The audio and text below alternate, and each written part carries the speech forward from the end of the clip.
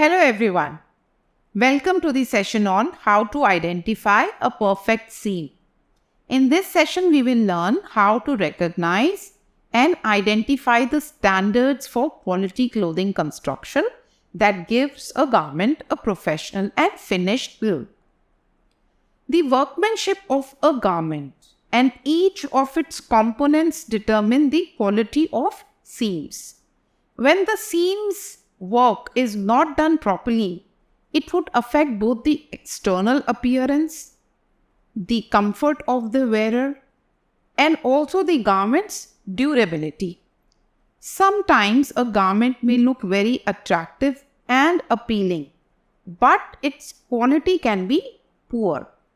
And the problems can be in the seams, which are not visible from the outside. The quality of the fabric and the design of the garment will no doubt determine the look of a garment. However, it is the workmanship in doing the seams that will decide whether the garment would retain its shape and feel comfortable to wear. Garment construction involves not only the joining of the fabric pieces but also attaching trims. So good workmanship is required in the sewing of both to create a quality garment. Seam details and finishes must enhance both the appearance and quality of the garment. The quality of sewing plays a major role in the quality of seams. There are a variety of stitches and sewing techniques that can be used. We must always apply the common standards to all sewing. For example, all construction techniques must produce an inconspicuous, functional, and durable finish and detail. There are some principles of seam construction that we have to keep in mind.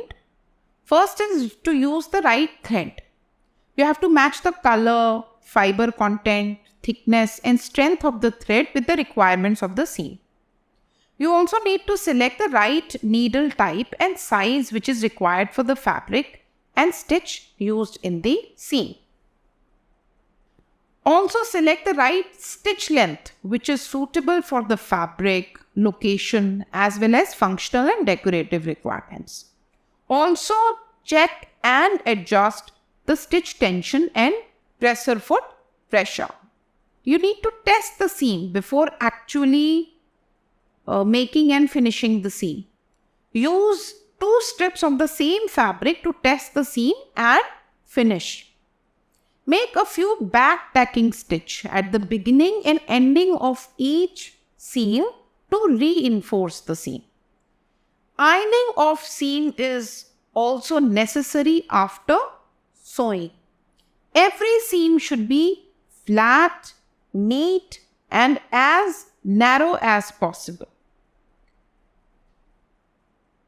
One of the most important steps in making of a perfect seam is to set up the sewing machine properly with all the required settings. Let us now look at the various settings and also learn how to check and adjust these settings for making a perfect seam. Specifically, we would look into the following settings in detail: the stitch length, adjusting the tension, choosing the presser foot, and the seam type. Let's discuss stitch length. As we've already learned, stitch length refers to the distance between the starting point and ending point of each stitch. It should not be confused with seam length. What happens when we change the stitch length settings on the sewing machine? It adjusts the distance to which the feed dog will pull the fabric during each stitch. So when we select a shorter stitch length, fabric is pulled forward only for a short distance. On the other hand, when we set a longer stitch length, the fabric is pulled forward for a longer distance.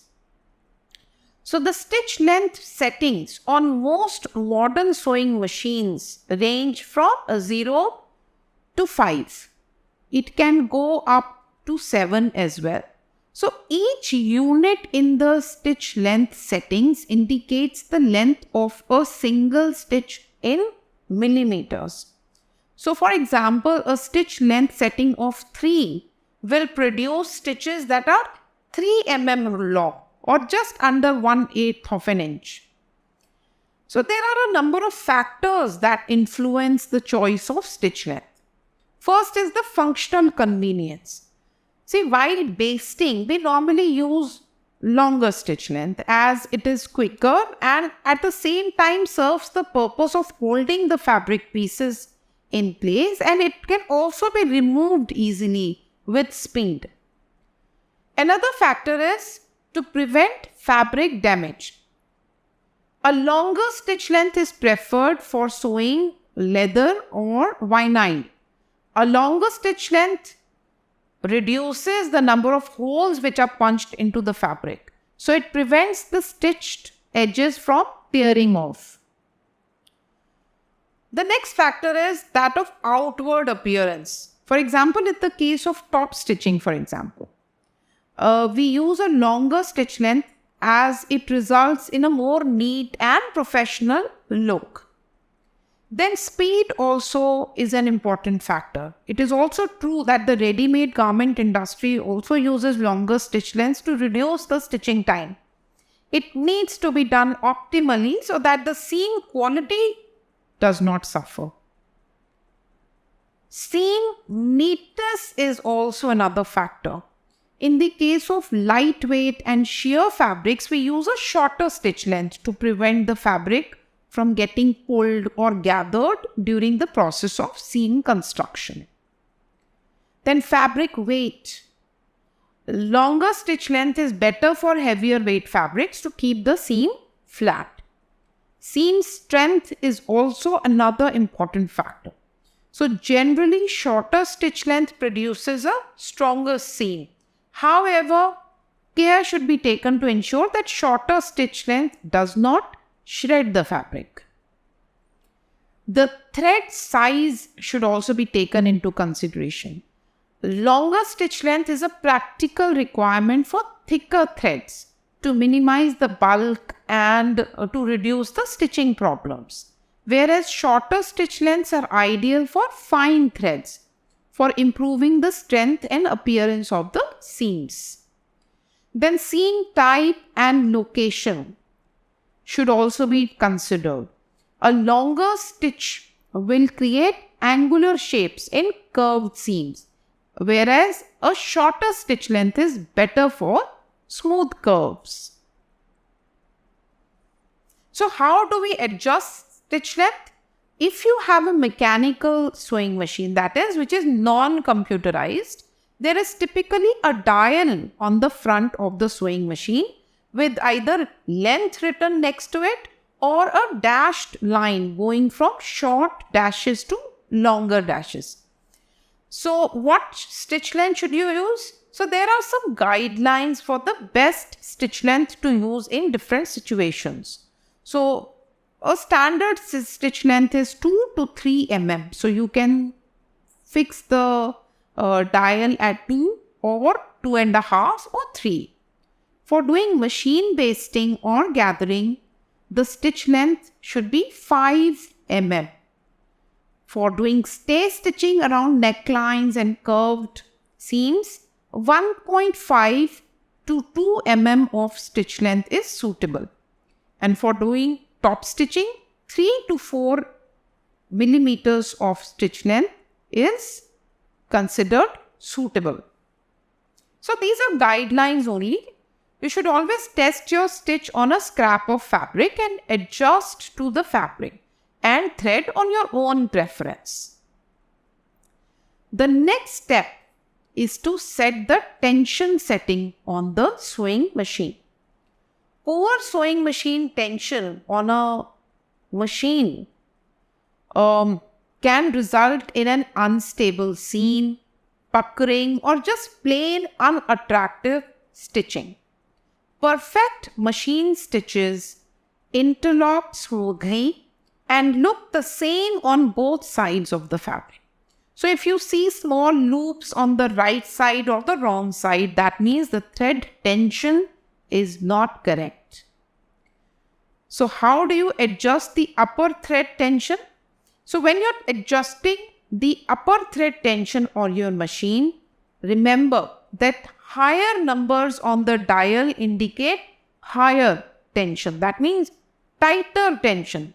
And lower number indicate lower tension. That means thread is kept loose.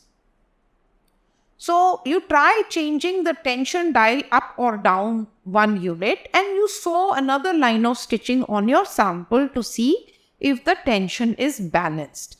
So you continue to change the tension settings until the stitches are balanced and no loops are visible on the top side. So you run your fingers over the stitches on both sides of the fabric. They should feel smooth. So how to know that if your sewing machine tension is too high? So if the tension is too tight, then the fabric can pucker and the bobbin thread may be visible on the top side of the fabric. And if the tension is too loose, you will see visible loops on the top side of the fabric and the spool thread might be visible on the underside. The tension regulator is used to adjust the upper thread tension, while the bobbin thread tension is adjusted with the help of the tension screw on the bobbin tees.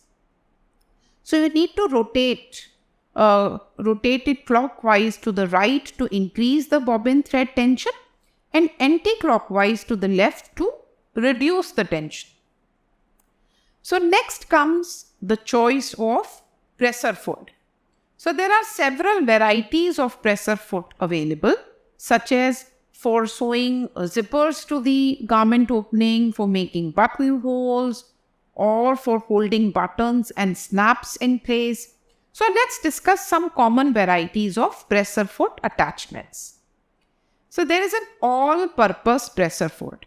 So the all-purpose sewing presser foot can be used for any type of sewing. It is most often used in straight single needle machine, and this is the most basic of sewing presser foot. Then there is blind stitch hem foot.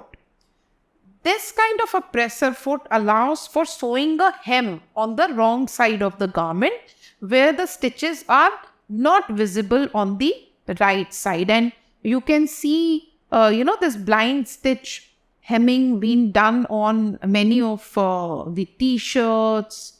You can see this blind stitch, and it is done by using a specialized blind stitch presser foot. There is a zipper presser foot also, which is one of the most commonly used presser foot, and it has only one narrow foot which allows for close stitching around the zipper as well as to stitch around the pipings. There is another specialized presser foot for making gathers, which is also called a shirring presser foot.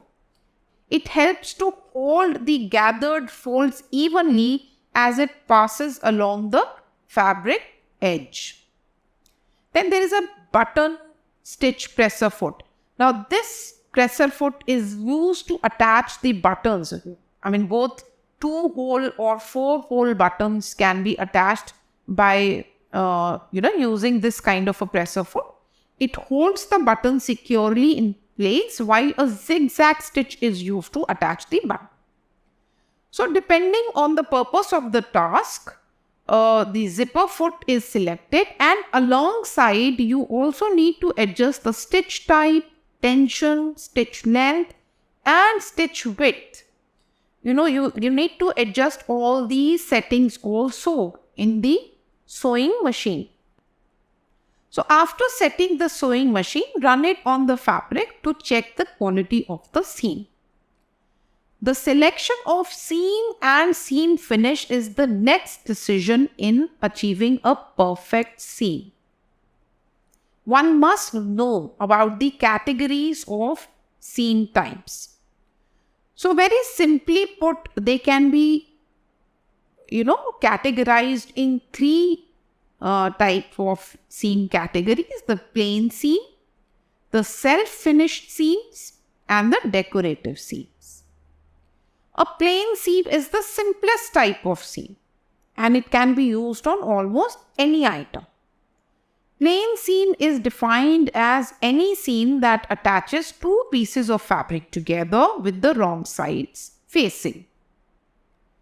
When finished, the right side of a plain seam should look smooth without puckers or ripples and should look as flat and inconspicuous as possible. So, imprints or ridges from the seam allowance should not be visible from the right side. The raw edges of plain seam visible from the inside of the garment have to be finished using appropriate finishing methods. Pinking, turning and stitching, overlocking are some of the common ways of finishing a plain seam. Now, the second category of seams is the self-enclosed seams, in which the seam allowances are contained within the finished seams. So, no separate seam finishing is required. The raw edges of the fabric are completely enclosed inside the seam. Examples of self-enclosed seams include French seam, run and fell seam. These seams are specially used for fabrics which fray. There are synthetic fabrics from which threads keep coming out.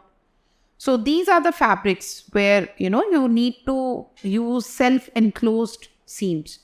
Or even in the case of sheer fabrics or transparent fabrics, where the seams are visible through the fabric. So for those type of fabrics and garments, where a narrow, flat and neat seams are preferred, for example, children's clothing, these self-enclosed seams are used. The third category of seams are decorative seams, which are used for decorative purpose. So these include top stitching, slot seam. So these are examples of decorative seams. Now, the type of seam which is to be used on a garment will depend on various factors, such as first is fabric.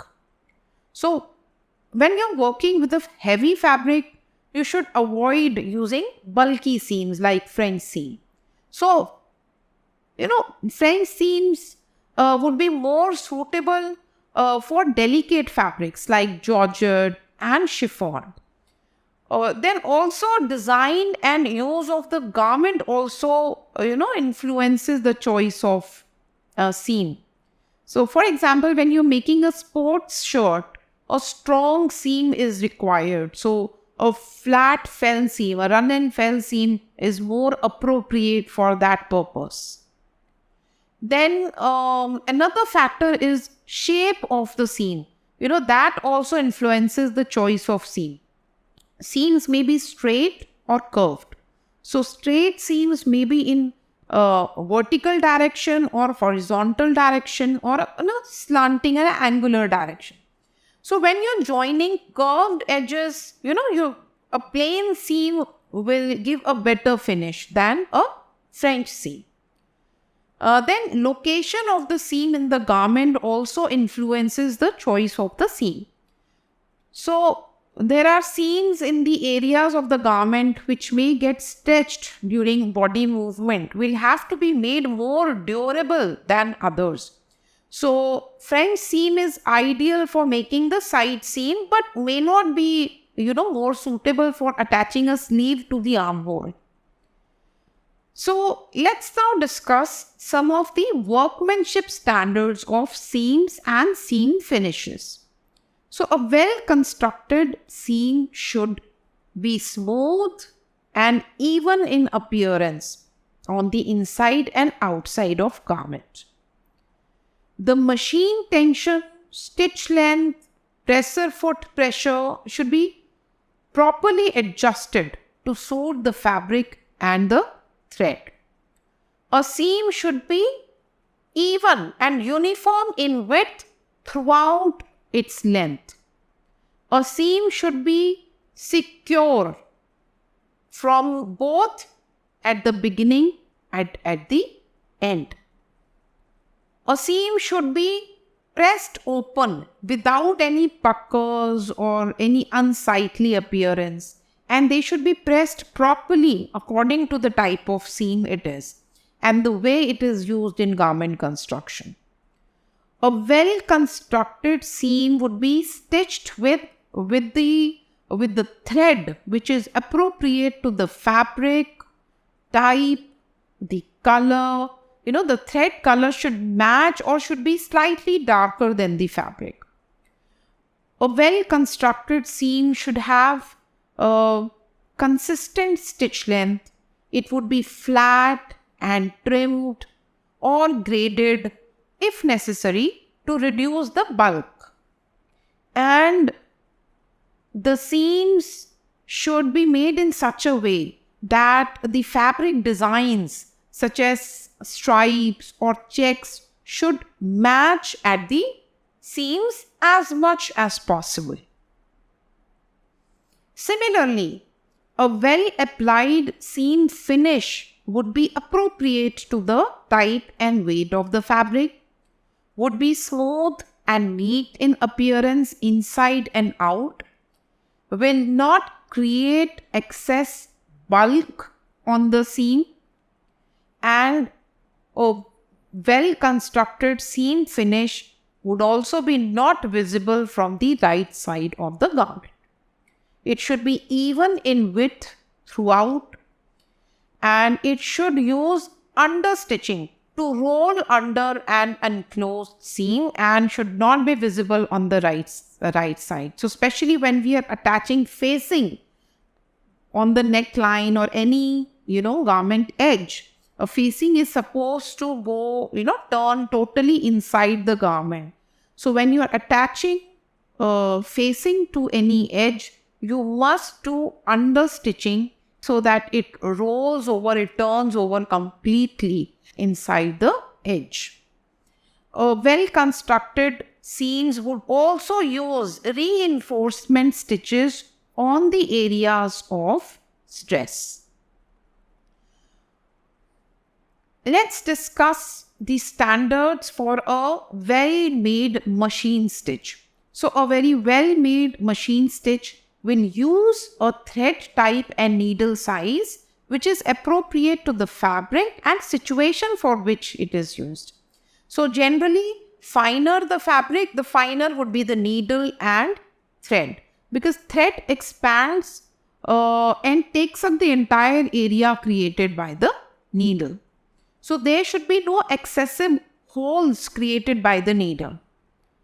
Then a well-constructed machine stitch would be controlled, it will have a consistent length which is appropriate to the fabric and situation for which it is used. So as a general rule, the heavier the fabric, the longer would be the stitch. The lightweight the fabric is, the shorter would be the stitch length. So within this rule, adjustments are also made according to the fabric texture and structure. So another standard of a well-made machine stitch is that it would have equally balanced top and bottom threads that should look the same on both sides of the fabric through the use of appropriate thread tension. So the type of stitching which is used, regular machine, sewing machine or overcast machine, or the stitch pattern should be appropriate to the fabric and the situation for which it is used. The seam should be placed at an appropriate distance from the edge of the fabric. It should be neat, straight, and it should fit the purpose for which it was done. That means it should be either functional or decorative or both.